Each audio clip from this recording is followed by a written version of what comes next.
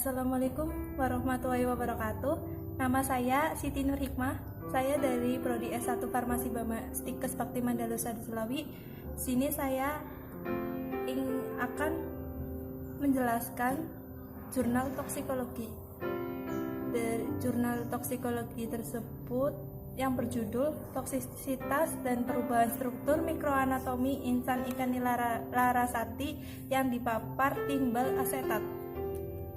Sini yang saya akan jelaskan pertama yaitu tentang sejarah toksikologi. Secara toksikologi ialah bahan kimia yang dapat menyebabkan bahaya terhadap kesehatan manusia atau menyebabkan kematian apabila terserap dalam tubuh karena tertelan lewat pernafasan atau kontak lewat kulit. Ruang lingkup toksikologi tersebut ialah mencakup 3. Yang pertama, toksikologi lingkungan, yang kedua, toksikologi ekonomi, yang ketiga, toksikologi forensik. Dan timbal merupakan polutan yang berbahaya yang sering terdeteksi di wilayah perairan hingga menuju ke laut. Penyebab utama timbal menjadi salah satu bahan pencemar bahaya dikarenakan timbal tidak dihancurkan, non-degradable oleh organisme hidup dan akan terakumulasi ke lingkungan, terutama mengendap di dasar perairan membentuk senyawa kompleks bersama bahan organik dan anorganik. Timbal dalam konsentrasi tinggi dapat mengakibatkan kematian beberapa jenis biota perairan. Peningkatan kadar logam berat dalam air akan mengakibatkan logam berat yang semula dibutuhkan untuk berbagai proses metabolisme akan berubah menjadi racun bagi organisme. Peningkatan konsentrasi sebagian besar disebabkan oleh limbah buangan industri. Yang selanjutnya di sini ada terjadinya keracunan timbal. Keracunan timbal dapat dideteksi secara praktis pada seluruh benda mati di lingkungan dan seluruh sistem biologis. Keracunan timbal yang ditimbulkan dapat terjadi karena masuknya timbal ke dalam tubuh suatu organisme. Timbal juga bisa berdampak pada organisme perairan yang masuk ke dalam tubuh organisme melalui rantai makanan, insan, atau difusi melalui permukaan kulit, sehingga apabila organisme tersebut dikonsumsi oleh manusia dapat berpengaruh dan membahayakan kesehatan tubuh manusia. Selanjutnya ada pemilihan hewan uji. Di sini direkomendasikan oleh EPA Environmental Protection Agency sebagai hewan uji adalah ikan Nila Larasati atau disebut Oreotromys niloticus. Ikan nila memenuhi persyaratan sebagai hewan uji karena mempunyai persebaran yang cukup luas, mempunyai nilai ekonomi yang cukup tinggi dan mudah dipelihara di laboratorium. Ikan nila yang digunakan adalah di sini ikan nila larasati, merupakan salah satu jenis ikan nila yang banyak diminati dan dibudidayakan.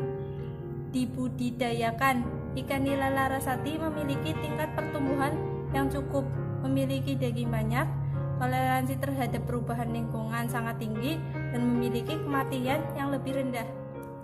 Sini ada tujuan penelitian, yaitu untuk mengetahui nilai LC5096 jam pada uji toksisitas ikan nila larasati yang dipapar timbal, mengetahui perubahan struktur mikroanatomi, dan mengetahui pada konsentrasi berapa timbal menyebabkan perubahan struktur mikroanatomi insan nila larasati yang dipapar timbal, dan mengetahui konsentrasi timbal yang menyebabkan perubahan struktur mikroanatomi insan ikan nila larasati.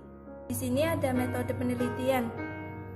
Metode prosedur penelitian melewati 3 tahap, yaitu yang pertama uji pendahuluan, yang kedua uji toksisitas, yang ketiga uji perlakuan. Sampel penelitian adalah ikan larasati dengan kriteria sehat, panjang tubuh antara 10-5 cm, umur sekitar kurang lebih 2 bulan. Di sini ada 3 pengujian. Yang pertama, Uji pendahuluan membutuhkan sebanyak 60 ekor dilakukan selama 2 hari.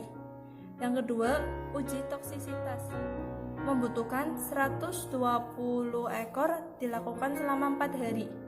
Yang ketiga, ada uji perlakuan membutuhkan 80 ekor ikan yang dibagi menjadi 4 kelompok, yaitu kontrol diberi timbal konsentrasi LC50 324,38 ppm, yang LC50 sampai 10% dengan jumlah 291,94 ppm dan LC50 sampai 20% dengan hasil 259,51 ppm dilakukan selama 4 minggu.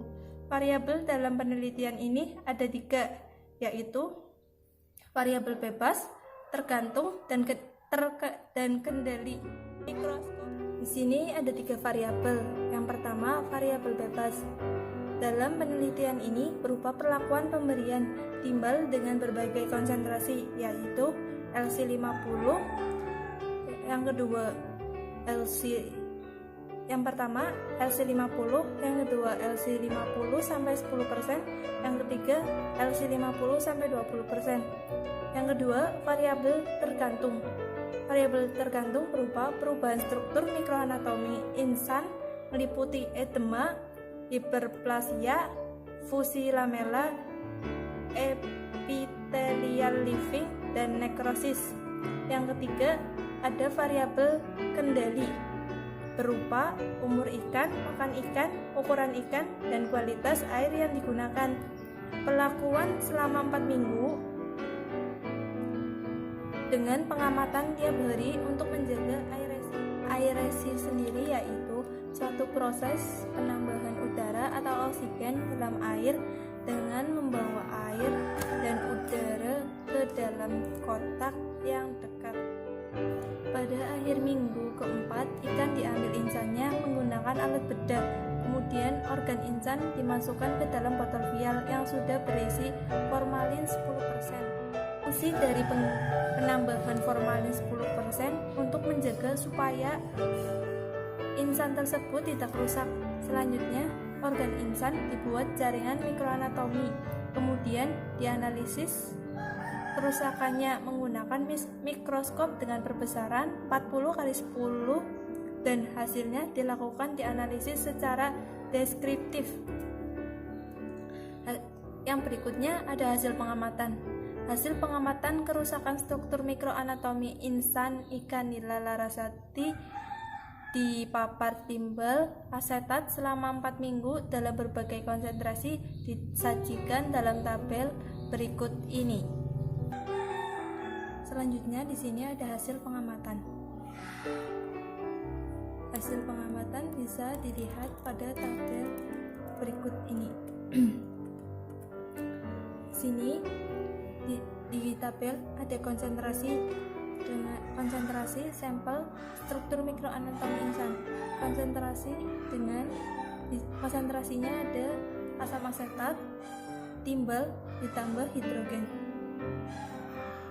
Dengan menggunakan kontrol. Sampel pertama ada kontrol 1, 2, dan 3. Dengan struktur mikroanatomi insan ada edema, fusi lamela, hiperplasia, epithelial lifting, nekrosis. Bisa dilihat hasil pada tabel yang sudah tersaji. Yang kedua ada hasil dengan jumlah 25,951 ppm dengan sampel A1, A2, dan A3. Bisa dilihat hasilnya pada tabel. Yang ketiga ada hasil dengan jumlah 291,94 ppm dengan B1, B2, B3 dapat dilihat pada tabel yang sudah tersaji. Yang ketiga ada hasil dengan 324,8 ppm dengan C1, C2, dan C3 Hasilnya bisa dilihat pada tabel yang sudah tersaji. Keterangannya bisa dibaca sendiri ya. Selanjutnya, hasil pengamatan kerusakan struktur mikroanatomi insan ikan nila larasati dalam berbagai konsentrasi timbal berupa edema 0,0% sampai 25%, fusi lamela 1% sampai 75%, hiperplasia ada 0% sampai 50%, epithelial lifting ada 0% sampai 50%, dan nekrosis 0% sampai 50%. Untuk mengetahui gambar perubahan struktur mikroanatomi insan ikan nila larasati yang dipapar timbal dapat dilihat pada gambar 1-4 yang tersaji pada berikut ini. Gambar 1 bisa dilihat 1. Potongan melintang struktur mikroanatomi insan ikan nila larasati pada kondisi normal perbesaran 10x40 dengan keterangan A. Lamela yang ada tanda panahnya, yang lamela sekunder, yang B. Lamela primer bisa dilihat sendiri. Yang tabel di sampingnya ada mikroanatomi insan ikan nila larasati pada konsentrasi timbal 25,51 ppm atau A1 perbesaran dengan 10x40. Selanjutnya di sini ada gambar ketiga, yaitu potongan melintang struktur mikroanatomi insan ikan nila larasati pada konsentrasi timbal 291,94 ppm PI perbesaran mikroskop 10x40. Gambar 4 di sampingnya bisa dilihat sendiri, ada potongan melintang struktur mikroanatomi insang ikan nila larasati pada konsentrasi timbal 324,8 ppm C2 perbesaran 10x40. Keterangan gambar: yang pertama edema, yang kedua fusi lamela, yang ketiga hiperplasia, yang keempat epithelial lifting, yang kelima nekrosis. Pembahasan di sini. Yang pertama, nilai LC50 merupakan konsentrasi median letal timbal asetat yang menyebabkan mortalitas kematian 50% hewan uji. Uji toksisitas dilakukan selama 96 jam. Untuk mengetahui tingkat racun suatu zat toksik, perhitungan analisa probit diperoleh nilai LC50 96 jam sebesar 324,38 ppm. Hasil tersebut tidak jauh berbeda dengan hasil penelitian sebelumnya yang dilakukan oleh Singhadat terhadap ikan nila dengan nilai LC50 sebesar 247,51 ppm. Hasil uji toksisitas ikan nila larasati sedikit lebih besar dibandingkan dengan hasil uji toksisitas dari penelitian sebelumnya, sehingga dapat dikatakan bahwa ikan nila larasati memiliki ketahanan yang cukup tinggi terhadap perubahan lingkungan dan memiliki tingkat kematian yang lebih rendah. Yang selanjutnya, proses masuknya timbal ke dalam insan adalah timbal bersama-sama dengan ion logam lain akan membentuk ion-ion yang dapat larut dalam lemak. Ion-ion logam yang dapat larut dalam lemak itu mampu melakukan penetrasi pada membran sel, sehingga akhirnya ion-ion logam tersebut akan dapat masuk ke dalam insan. Next.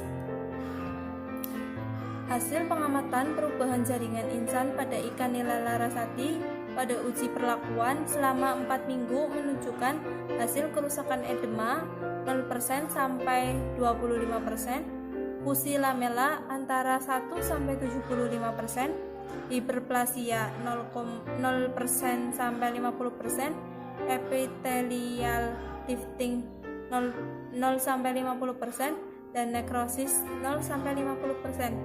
Dapat disimpulkan bahwa pemberian timbal asetat menyebabkan kerusakan sedang pada sel inang ditandai dengan adanya kerusakan paling besar, yaitu fusi lamela, disusul dengan kerusakan lainnya, yaitu ada edema, hiperplasia, epithelial lifting, dan nekrosis. Pada kerusakan edema, dari ketiga perlakuan tidak ada bedanya, karena hampir semua kurang dari 25% dan terjadi hampir merata pada semua sampel ikan. Dalam penelitian ini, terjadinya edema disebabkan masuknya timbal asetat ke dalam insan yang mengakibatkan sel bersifat iritatif sehingga sel akan membengkak. Edema sendiri adalah pembengkakan sel yang diakibatkan masuknya timbal asetat ke dalam insan atau penimbunan cairan secara berlebihan di dalam jaringan tubuh yang ditandai dengan membran basal mulai merenggang lepas. Sel lakuna menyempit sehingga menyebabkan insan mengalami defisiensi fungsi dan kesulitan dalam proses pernafasan dan metabolisme tubuh mulai terganggu. Kerusakan lain yang terjadi adalah hiperplasia. Pada penelitian ini, hiperplasia hanya terjadi pada kelompok 259,51 ppm dan 291,94 ppm dengan kerusakan rata-rata kurang dari 50%. Hiperplasia terjadi pada tingkat iritasi yang lebih rendah dan biasanya disertai peningkatan jumlah sel-sel mukus di dasar lamela dan mengakibatkan fusi lamela. Ruang interlamela yang merupakan saluran air dan ruang produksi mukus dapat tersumbat. Akibatnya, hiperplasia sel epitel yang berasal dari filamen primer pada akhirnya seluruh ruang interlamela diisi oleh sel-sel baru. Hiperplasia mengakibatkan penebalan jaringan epitel di ujung filamen yang memperlihatkan bentuk seperti pemukul bisbol atau penebalan jaringan epitel yang terletak di dekat dasar lamela. Pada penelitian ini, perlakuan 324,38 ppm tidak menyebabkan kerusakan hiperplasia karena sudah menjadi fusi lamela. Lamela dijumpai pada ketiga perlakuan, dan untuk perlakuan 324,38 ppm nilai presentasinya paling besar. Terjadinya fusi lamela diakibatkan dari sel mukus yang berada di dasar lamela meningkat jumlahnya sehingga terjadi penggabungan antara lamela dan antara lamela sekunder. Fusi lamela merupakan penempelan dua bagian lamela sekunder. Selain itu, fusi lamela juga diakibatkan oleh adanya lendir yang berlebih pada insan sehingga akan menutup lamela sekunder. Epithelium lifting hampir semua ditemukan terutama pada perlakuan 324,38 ppm, walaupun dengan presentasi yang rendah. Terangkatnya epitel pipih lamela sekunder ini merupakan bentuk pertahanan untuk meningkatkan jarak polutan dalam bentuk ion timbal yang terkandung dalam air sehingga air harus berdifusi untuk mencapai aliran darah. Kerusakan nekrosis ditemukan secara acak pada ketiga perlakuan ini dengan presentasi yang rendah, yaitu kurang dari 25%. Nekrosis terjadi karena hiperplasia dan difusi lamela sekunder yang berlebihan sehingga jaringan insan tidak berbentuk utuh lagi. Hal ini disebabkan oleh konsentrasi timbal di air terlalu tinggi dan terjadi penyerapan ion-ion timbal secara terus-menerus ke dalam jaringan insan. Penyerapan timbal secara terus-menerus melalui insan dapat memberikan dampak kerusakan pada jaringan insan ikan, sehingga dapat menimbulkan kematian terhadap ikan disebabkan oleh proses anoxemia, yaitu terhambatnya fungsi pernafasan dari insang. Kerusakan insang yang terkena logam berat mengakibatkan adanya degradasi sel atau bahkan kerusakan jaringan insang. Bahkan anorganik dapat secara langsung terlarut menyebabkan iritasi pada insang dan tertutupnya lamela insang. Hal ini menyebabkan fungsi insang terjadi tidak wajar dan mengganggu proses pernafasan. Kerusakan pada struktur mikroanatomi insang menyebabkan ikan sulit bernafas dan menyebabkan kandungan oksigen dalam darah menjadi berkurang, sehingga Hb kesulitan dalam mengikat oksigen dan mengalami hipoksi sebagai akibat dari kerusakan lamela sekunder dari insang. Jadi di sini ada penutup. Nilai LC50 96 jam pada uji toksisitas ikan nila larasati yang dipapar timbal yaitu 324,8 ppm dan mulai terjadi perubahan struktur mikroanatomi insang ikan pada konsentrasi 259,51 ppm. Perubahan kerusakan yang terjadi berupa edema, fusi lamela, hiperplasia, epitelia lifting, dan nekrosis. Sekian video dari saya. Mohon maaf apabila ada kata-kata yang kurang pas pada penjelasan jurnal tersebut. Mohon dimaafkan ya teman. Like, komen, dan subscribe ya teman. Terima kasih.